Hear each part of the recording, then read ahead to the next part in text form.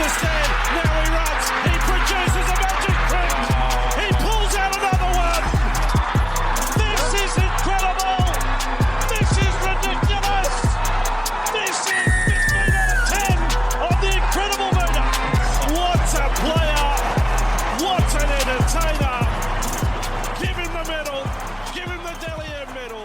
Hello, footy fans, and welcome back to the Chip and Chase podcast. We have just concluded the Cowboys and Panthers NRL Telstra Premiership match at right of this instant. What a fantastic game that was, might I add. But what we're here for today is not the NRL. We're going to be taking a look at the Harold Matthews New South Wales Rugby League Grand Final. Now, for those of you who don't know, this Saturday brought us a few grand finals for a few different New South Wales Rugby League competitions, the Harold Matthews Cup being one of them. Harold Matthews it's the junior rugby league competition for players aged 17 and under, or under 17s, if you will.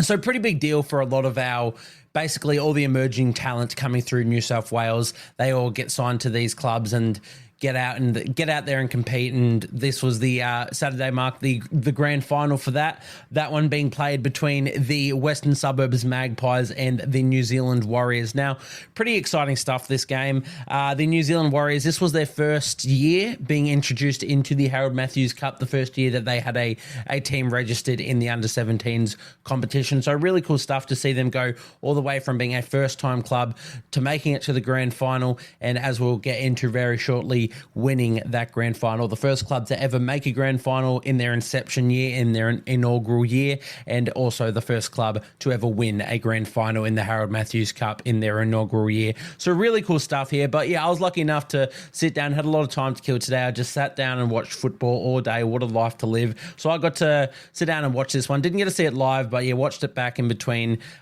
doing a lot of other stuff, I suppose. And yeah, so I've jotted down a few notes, a few players that caught my eye, how I saw this one playing out, which might be of interest to you guys because, you know, these players, they could very well be the next things up. You know, they could shape the future of our game. A lot of these players may be playing NRL in a few years. So it was really cool to sit down and watch this one and, you know, see this next generation play out their games, and really cool to see all these young fellas and how, yeah, exactly how they're going to shape into their futures realistically. So yeah, basically just got a few notes here. I'm going to be reading through, you know, and just explaining the thoughts of what I saw happen throughout the game. So for those of you who missed this game, basically the New Zealand Warriors won this grand final 34-16 over the Western Suburbs Magpies. So as I said, fantastic achievement for the Warriors to field a club in all of the grades this year for the first time, I believe, in the club's history. It's incredible, and to have their under-17s team go so well and win this competition is just insane. And it's really exciting stuff if you're Warriors fans to know that you've got a junior base this strong. And I think it's all off the back of what the Wars are doing in the NRL over the last couple of seasons. Obviously, New Zealand, predominantly a union sport over in that country.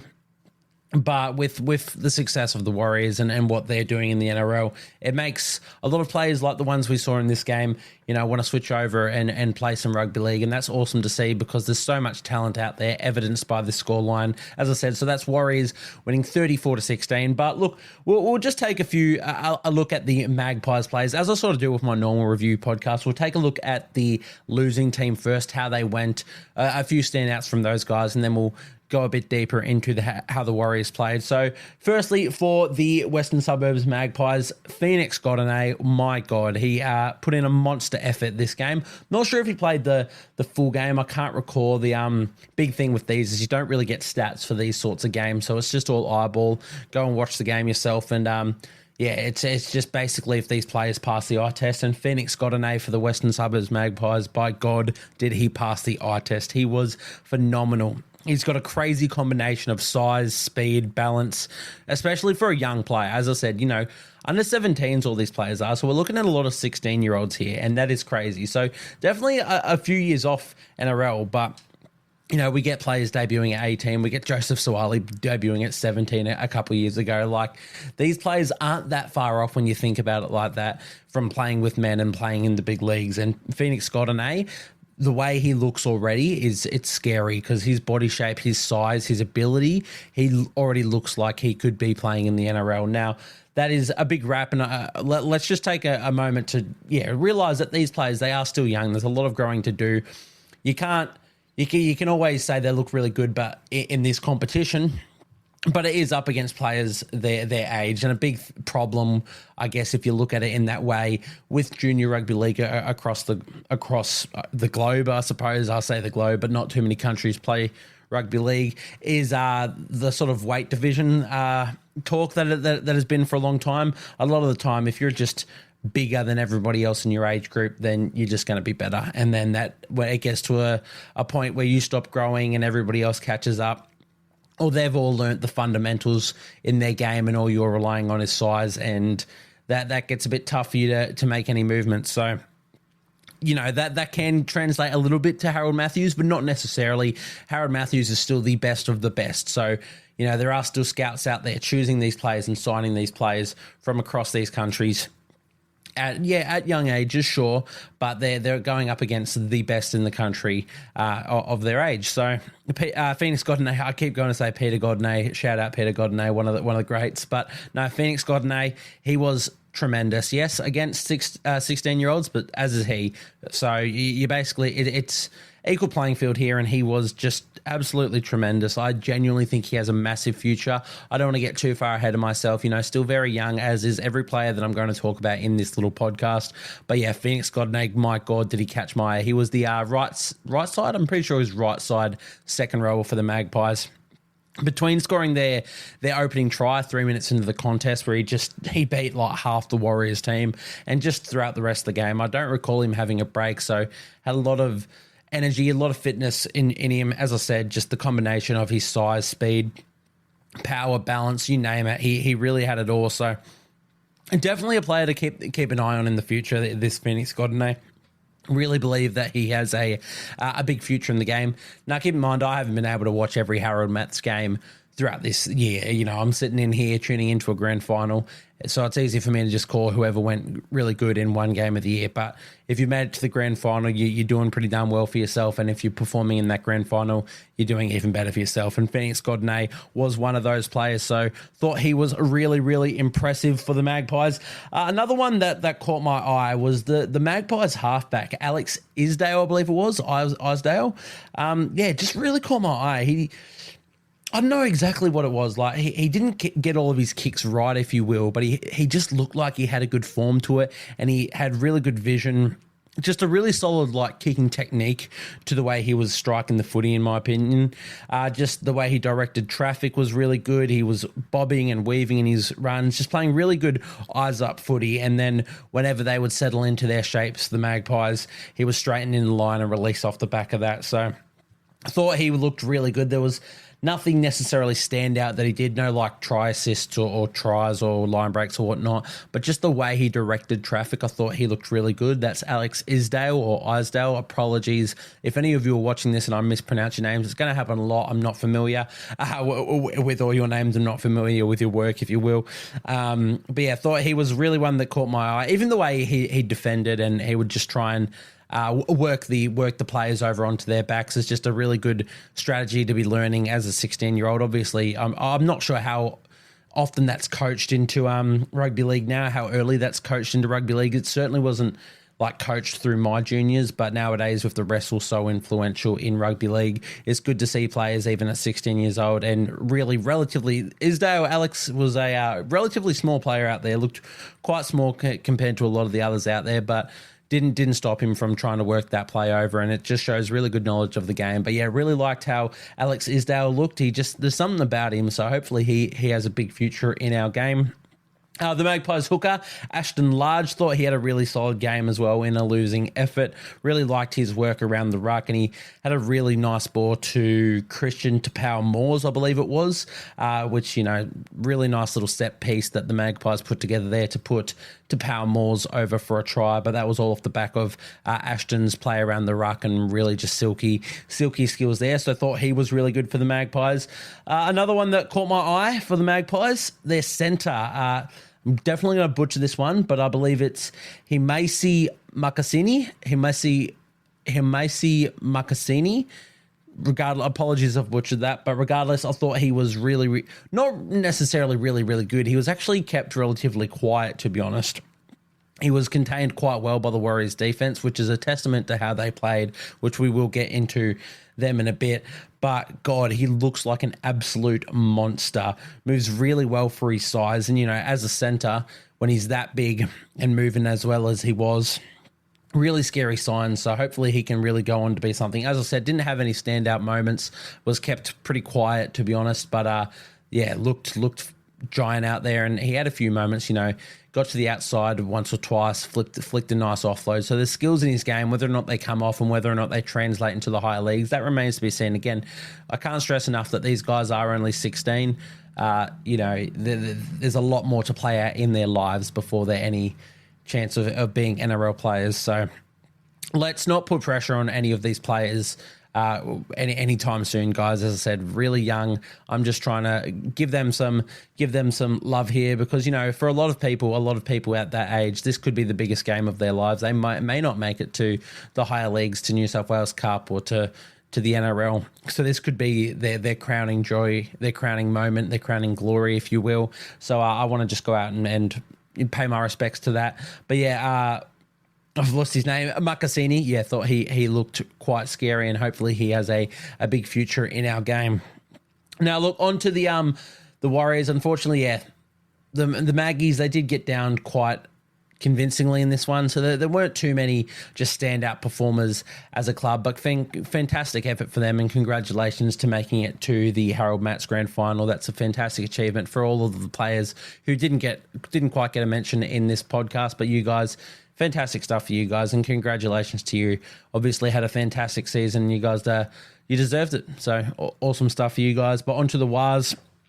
I thought it was a really great effort from a young Wars squad to shrug off the early pressure. The Magpies scored in the 3rd minute through Phoenix Godinay, and then the 6th minute through Jevon Lele. Apologies if I've mispronounced that. But 2 tries in 6 minutes, had them right on the back foot.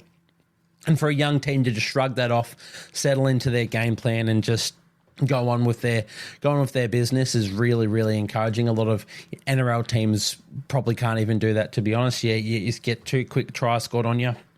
I know me through the juniors on teams that I played for, if that happened, you get in your own head. Even in the later years of my life when I was playing as an adult, it happens. You just get a couple tries scored on you and your heads go down. So really good stuff, really encouraging signs, especially at that age, for the Warriors to just shrug that off and just build into their game plan and stick to their structures and just settle into the game really nicely. So I thought that was really encouraging from the Warriors. Thought if they can do that at this age, then definitely a really good skill to have to move into their later lives and their later futures in rugby league.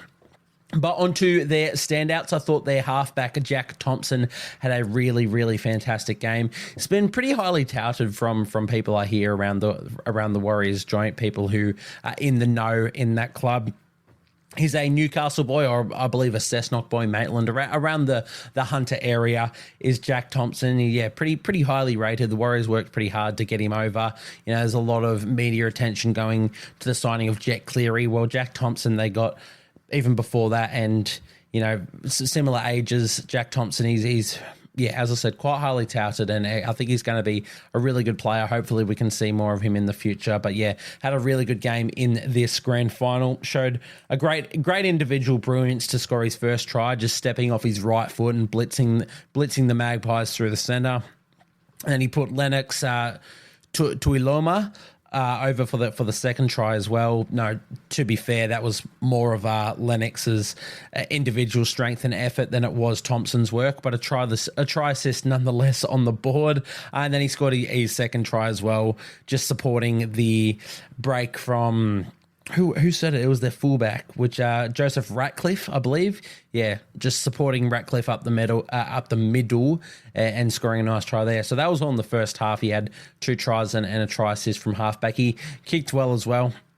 Had nice depth on his kicks. So really liked what I saw from Jack Thompson. Thought he was fantastic for the young Wars. Their left winger, Ezekiel Davidson Fayauso. Again, Apologies. But I thought he was really, really good for the Warriors as well. He's got a really great try in the corner, just showing great patience, strength, balance, where they put a bit of a backline move in, and then he's away down the wing. And yeah, just as I said, showed those great attributes there. Beat the fullback and put a fantastic little grounding right in the corner. Again, doing this at the age he's doing is just incredible stuff. We have some amazing athletes coming through in Australia, in New Zealand, and in all of these other Pacific nations countries that are it's really good that when we can nurture them from young ages now. So it's really cool to see that, because for him to be able to pull that off at that age is just ridiculous. But yeah, I thought he was really, really good. He also got himself a cheeky try assist in the second half when he scooped up a Magpies error off a kick, and he got the offload away to Boston Crone, I believe it was. And yeah, he scored a very nice, a very deserving try for Boston Crone too. I thought he was quite good. But what I liked most about Ezekiel Davidson Faiuso was he was just really safe under the high ball. Again, these are things that, especially for Polynesian and New Zealand wingers coming through, this isn't trying to shoehorn all of these people in the same thing. But errors in outside backs are a big thing. And, you look at a few that have made it in the NRL at the moment. Marcelo Montoya, who's killing it for the Warriors.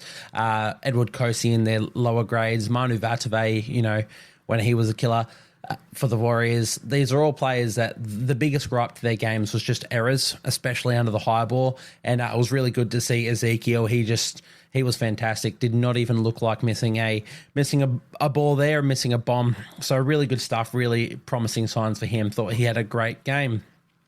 Beyond that, I thought the Warriors hooker, Carwyn Patterson, thought he was really, really good for the Warriors. Thought he had some really classy and really subtle moments from dummy half, like just behind the ruck. Thought he was playing some just really good, as I said, just subtle gameplay, which is he was manipulating the markers quite well is the way I'd like to structure that sentence, if you will. Thought he played really good, and I really liked his vision as well to poke a kick through when he felt the game needed it. So just good game sense, game awareness, and subtlety in his game. That's Carwyn Patterson, I believe. Thought he was quite good. Off the bench, really, really liked Isaiah Surveyor's work. He came on quite early in the first half and then stayed out there for a fair bit. Just lots of meters. Every time there was a kickoff, he essentially took it from the kickoff every single time, ran hard, plenty of post-contact meters off the back of it. He was a real standout for me in the middle, which I think the Warriors, that was their strength, is through the middle. And I thought Isaiah Surveyor's role in that was a big part of that. And lastly, we mentioned Lennox Tuiloma briefly when talking about Jack Thompson, but I thought he was absolutely tremendous for the Wars. Scored a double from the lock forward position, no less.